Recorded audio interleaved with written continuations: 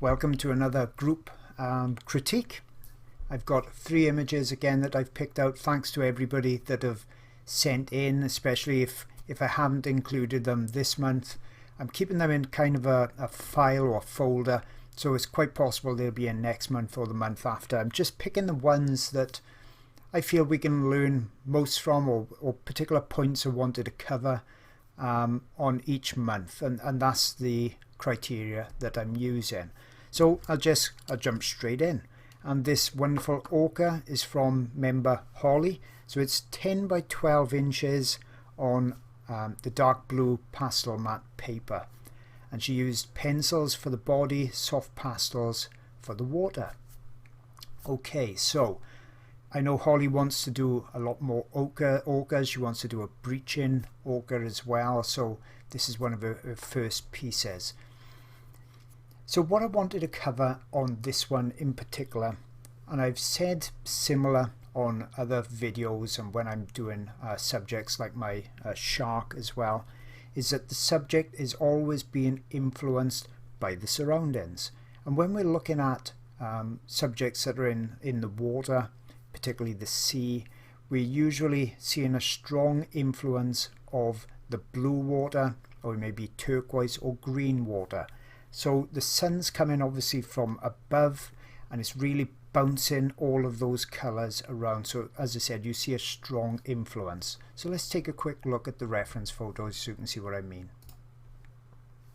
Okay, so even if the subject is in captivity and it's in a pool or a tank, which is what this one certainly looks like, is still having that high degree of influence.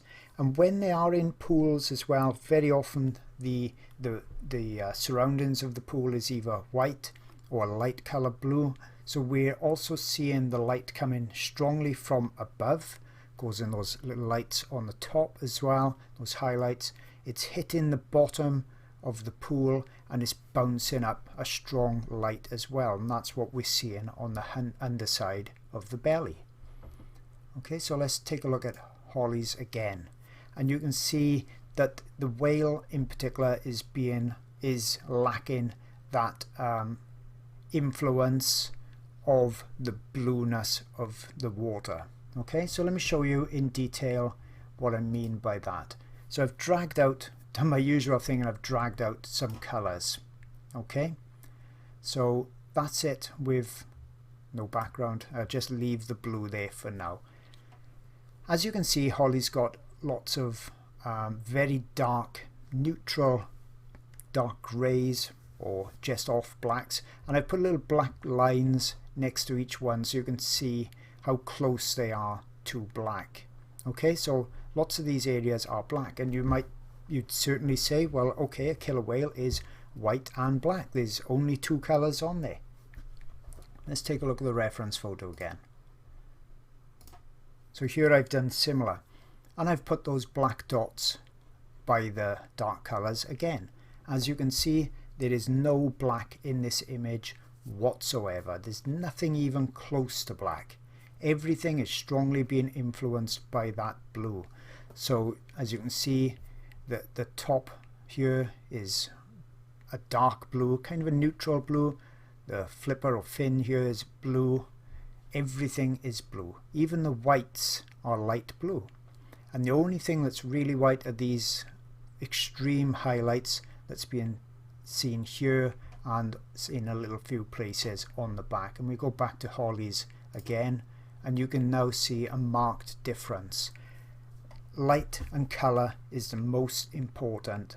Well, contrast and tone really. So tonal range, lights and darks, that's the most important, but almost equally as important is to think about the light and the color that's being influenced on the subject. Okay, so that's what I would really look at here. Holly used the dark blue pastel matte paper. That's what I would have chose as well. But then she's gone from that and lost the blueness in the whale. That would have made a massive difference. Okay, so hope that's given a few tips on that one. Next up, we've got Sandra's wonderful drawing of this dog done on grey pastel matte. Now she didn't supply me any other details, so I don't know the size, the material she used or anything like that. So for me to do the best job I can, please always supply as much detail as you want. You know, what mediums you're using, the paper color was obvious on this occasion, the sizes, as much as you want to talk about it as well. Tell me things that you struggled with, things you found easy. Tell me a bit of background info on it. So the reason I picked this one is, let me show you the reference photo first. Okay, so what we've got is this wonderful dog. It's basically a white dog with a few brown markings on there. Now keep in mind the white cat video that I've recently done, and I said to you all on there that white subjects are never ever white. Okay, they may have little bits of white elements on there. If it was completely white, all we would have would be like a white snowball with two eyes in it. So it's obviously going to be other colors that's in there, whether those colors are perhaps subtle shades that are actually natural colors in the animal's coat, in the dog's coat, or whether it's being influenced, once again, like I spoke about on the orca, by the surroundings. So Sandra used what appears to be the dark grey pastel matte paper. That's perfectly fine. That was a good choice. Where she's struggled a bit is all the shadows appear to be grey, as if she's used one of perhaps Pitt or Carbothello grey pencils and thought, okay, I need to get a darker underlayer down first before the light show on top, which is exactly what I say and what I recommend, otherwise those highlights won't show up. But you've got to remember, as I pointed out earlier, white subjects are not just white. So let's go back to the reference photo. And what I'll do, I picked out some colors, and then what I also did was use the same color grey background as Sandra's got roughly on her drawing. So when I'm picking out some of these lighter tones, you can see nothing is white. Maybe a bit of white on this kind of bridge of the nose here, that's about it. Everything else is an off-white. It's quite white, but it's not really white. Okay, so let's take a look and also look at the shadows. For instance, the shadow here is kind of a purpley grey. Under the neck, the chin area, we've got this lovely sandy colour, and the same over here under the ears, and then it goes to a warmer colour here by the under the chin. So you can see we've got lots and lots of different lights bouncing around, creating that warmth. Up on the head we've got more of these blues in these areas on top here. If we go back to Sandra's drawing, which is an excellent drawing, but I know she'll want to get to the next level, and the next level is seeing all the subtleties in the highlights and in the shadows. All of Sandra's shadows are grey. Now this is why you also need quite a few supplies. If all you've got is a small set of 20 pencils or something, you may well be limited to what you can do.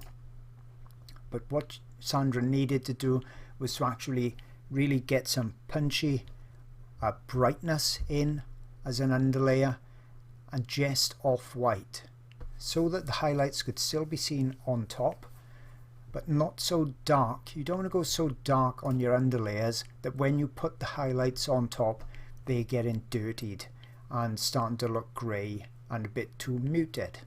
So when you've got a subject such as this, go straight in with these lovely light warm whites. Go straight in with them. Don't automatically think I need to put a grey down there before my highlights will show up. No, in this subject there are no greys. There's none of those greys actually on this dog. So let's look again, just so you can see what I mean. All of the fur is going in wonderful directions, exactly how it should be. The nose, excellent. I agreed with lightening the eyes. When you look at the reference, we can't hardly see the eyes, so we lightened that a bit. That's nice. done all the tricky things on the ears, all the wavy fur. It's just a case of it would look much more dramatic and realistic if we managed to get those subtle colors in place. So don't let your mind go on autopilot. I talk about this a lot. You go on autopilot possibly, and then you think shadows are grey, highlights are white. Really look for the photos. So that's why I recommend doing this pull-out exercise with your image editor, or at the very least have a printout of your reference photo, fold it in places. So perhaps you could fold it down here and then offer that up right up to your drawing as you do the early stages as well, right up to see if you're out on your colors, if you're out on your lightness and your darkness. Okay, so hopefully that's a tip there that will also help. Okay, so the final one for this month is by Scott. So he's used pastel pencils, pans, sticks, pastel matte paper, so sienna paper, and this is 17 by 12 inches. Let me show you the reference photo. So you can see a real dramatic reference photo, and Scott has done fantastic. He's created a dramatic image from it as well. I know he wants to get even more realistic, even more detailed, so that's why I'm going to concentrate on this bit of a critique. The first thing I noticed is the black around the eyes. Now I don't know whether that was done with gouache paint or NuPastel sticks, and also in these folds of the skin on the forehead and a little bit on the nose here. But they are dramatically blacker than the other areas. And if we look at the reference photo, you can see yes, they are black, but we've also got really black areas under here in the shadows, on the lip, little areas around by the nose, on this crease of the nose, over the forehead and in the hair as well. They're not just in localized areas really around the eyes and on these creases. Also on the reference you can see there's quite a wide range of tonal range. So we've got from almost pure white, the hair on the chin, to that black around the eyes, and we've got everything in between there, whereas Scott kind of really has a big step jump from the next dark brown up to that real very black, pitch black around the eyes. For me that makes it the eyes look too dark there. If we once again look at the reference photo, if we look at this eye in particular, we have got that dark rim, but we've also got other darker areas on the eye, whereas this is much brighter. Don't get me wrong, this is a fantastic drawing, and virtually everybody on Patreon, the members, would love to be able to create something like this, but I know Scott really wants to push it even more, so that's why I'm being a bit hypercritical. So whether or not he's used NuPastel or perhaps gouache paint, it's a bit too dark unless all the other elements are darkened as well. So this brown fur here on the side of the neck that would be in the shadow, we could see that should really be in places at least as dark as the eyes. Next thing I wanted to mention is quality of edges. So let's call it that, quality of the edges. Okay, some edges, if we look at the reference photo, are really sharp, so around the eye. Some areas on the nose, around here, around the top of the ear, we've got some bits of fur hair that's very sharp, but on the chin and around the chin it really blurs out and softens. This is caused by the depth of field of the camera that's taken it. As the area is receding, it's blurring even more and more till it's a, almost a complete blur in the background. That can be used, and it has been used for great advantage with the photographer that took this, to really concentrate your center of interest on the eyes. This image is all about the eyes. The eyes are almost dead center as well, so it's supposed to stop you and captivate you. Now Scott may well have chose to not blur it out, but I think that this edge in particular, that's hard, and you can see it's quite a dark edge around a very light part on the background, that attracts a lot of attention away from the eyes. Okay, so I would have personally, and it's all personal preference, every time I do a critique, it's just my preference. I'm just trying to help out, and you can choose to ignore it completely. You know, it's not a set in stone what I'm saying, but personally I liked what that photograph showed. I liked the blur on the edges and on the chin, and that could have easily been done just by softening with a finger just a little bit. Okay, so if we look at the reference again, so I think you can see what I mean about that blur. It's actually making the subject look more three-dimensional, and it's also really telling us the center of interest is the eyes. And that's why with photography, something we always keep in mind is anything else can be out of focus except those eyes, and that's the rule, you know, for 99% of photographs. If you blur the eyes, then you've ruined your photo, because the eyes always need to be sharp. Okay, the other thing I would say on the upper lip, this upper jaw, personally I would have then used some colors to dirty that area. So rather than make it look very vibrant and punchy in color, I would have then gone over it with some much more subdued grays, which Carbothello has got in their range, and also I would have subdued the color on the mouth as well. So it's alright to start off with a colour like this, quite punchy, unless that's, you know, the effect that Scott was after.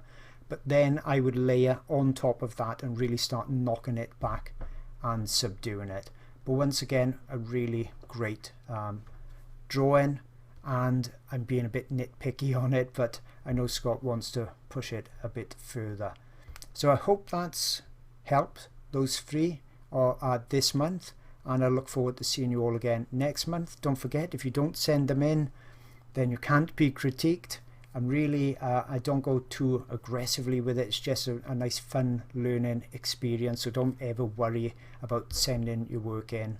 And as I said to you, if I didn't pick you this month, it's quite possible I'll use your images next month. But please put as much information on there as possible, and also please keep sending them in so I can keep this going. See you all again real soon.